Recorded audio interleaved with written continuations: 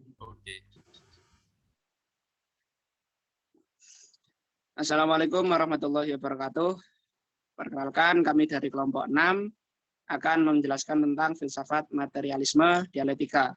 Kelompok kami beranggotakan sebagai berikut.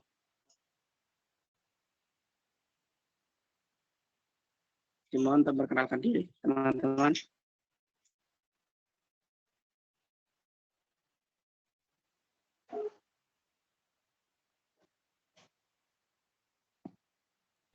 Yang pertama, perkenalkan nama saya Doni Wardana. Perkenalkan nama saya Egid Yusuf Hidayat. Perkenalkan nama saya Fahru Rozi Rasyadi. Perkenalkan nama saya Fadli Asyidiki. Perkenalkan nama saya Fajar Fadil Abdul Aziz. Perkenalkan, nama saya Farhan Hamid. Perkenalkan nama saya Farhan Dwi Aldiza. Next.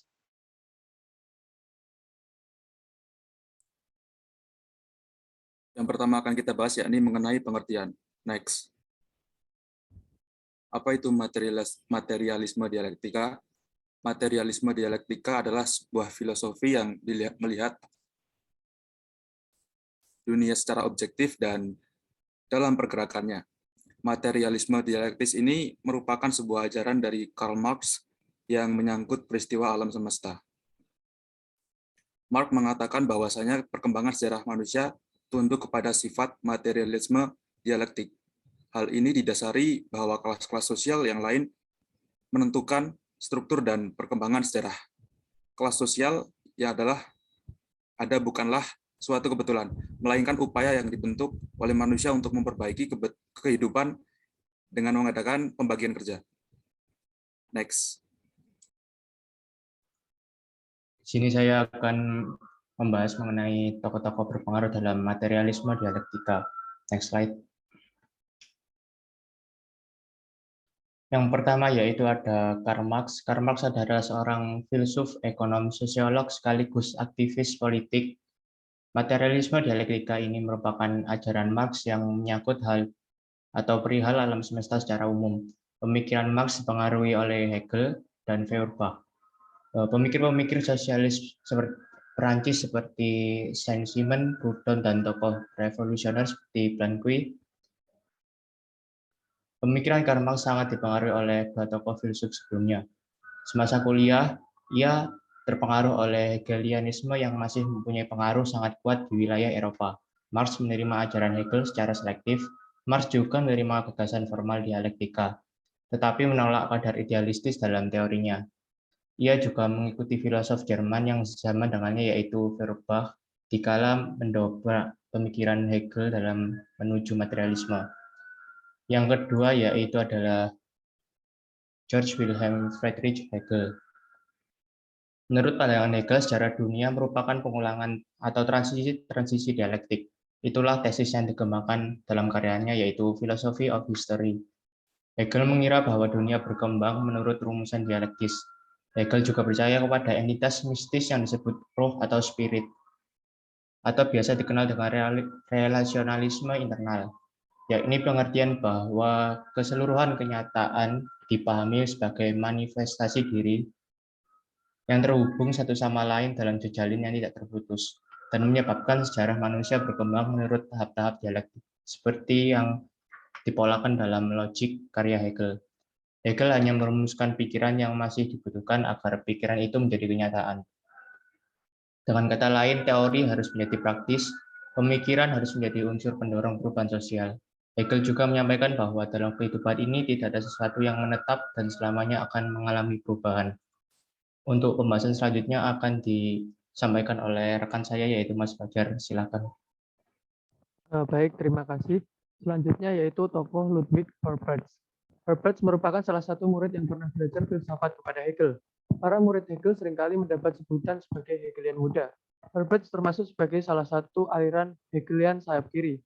Herbarts memandang bahwa sistem filosofis yang sudah ditegakkan oleh Hegel adalah puncak tertinggi dari rasionalisme Barat. Masalahnya bagi Babbage adalah bahwa sistem Hegelian itu tidak cocok dengan kenyataan indrawi yang konkret. Kenyataan indrawi yang konkret itu adalah alam material. Alam juga adalah dasar terakhir dari kenyataan. Artinya, seluruh kenyataan dapat dikembalikan pada alam material sebagai kenyataan akhir. Babbage mengatakan bahwa alam adalah dasar bagi manusia. Dengan cara demikian pula, apa yang oleh Hegel disebut idea, roh, logos, di hadapan Babbage diubah menjadi alam material. Dan memang lewat kritik atas idealisme ini, Babbage ingin mengubahnya menjadi materialisme. Babbage juga telah berhasil membangun materialisme sejati dan ilmu pengetahuan yang positif dengan menggunakan hubungan sosial antar manusia sebagai prinsip dasar teorinya. Untuk selanjutnya adalah pemikiran pokok filsafat materialisme dialektika yang akan dijelaskan oleh rekan saya. Mungkin bisa di next slide.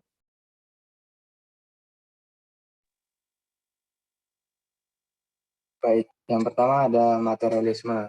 Materialisme adalah cara pandang mengenai benda-benda materi adalah dasar yang segalanya, bahwa pemikiran, ide, gagasan semua lahir dari materi yang ada di dunia nyata. Next.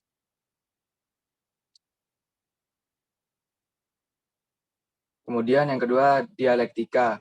Dialektika adalah salah satu cara pandang atas suatu dalam keadaan geraknya dan bukan dalam keadaan diamnya.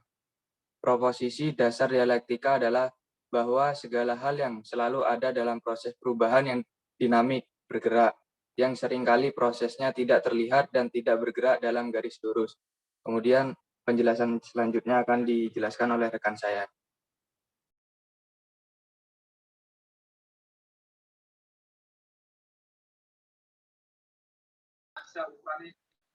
Baik, untuk materialisme dialektika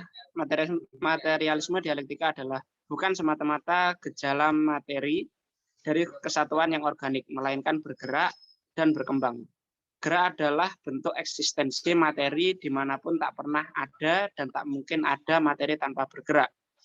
Sebab materi tanpa gerak adalah sama mustahilnya gerak tanpa materi. Oleh sebab itu, gerak sebagaimana materi itu sendiri tidak dapat diciptakan atau dilenyapkan, ia hanya bisa ditransfer. Next.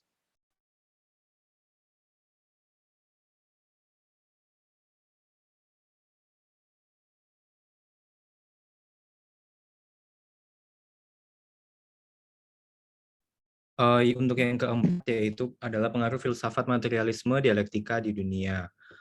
Di sini terdapat pada pengaruh kekristenan bahwasanya kewibawaan Alkitab mulai diragukan sebagai firman Allah pada abad pertengahan dengan adanya filsafat pencerahan yang berdampak pada dasar pikiran teologi historis kritis.